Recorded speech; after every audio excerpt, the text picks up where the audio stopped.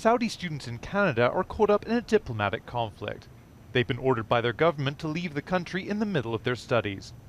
It follows Canada's call for jailed human rights activists in Saudi to be released. The universities say transferring so many students will be a logistical nightmare and could leave many with nowhere to go.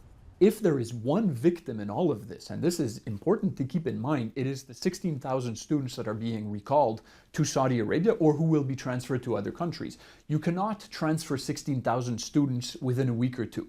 This is complicated. Some of them were in the last stages of their PhDs. Some of them were medical students doing internships or fellowships in very specialized fields. That will take time. Many students are not happy at being told to go home. A Saudi student group issued a press release urging their leaders to keep them out of the political row. We kindly urge the government to immediately reverse its decision and work to stop the repercussions of the Saudi government's policy, which will affect the future of thousands of graduates. Canadian students' unions are trying to help them cope with the uncertainty surrounding their academic future. What we're seeing is students scrambling and panicking about where they're going to be ending up in the next 4 weeks.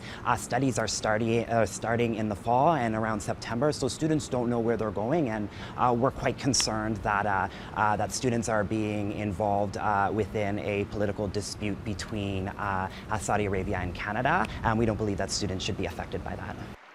Prime Minister Justin Trudeau says Canada will continue to defend human rights around the world. But Saudi Arabia saw this as an interference in its internal affairs and responded with a range of measures. It ordered the Canadian ambassador to be expelled and new trade and investment to be suspended.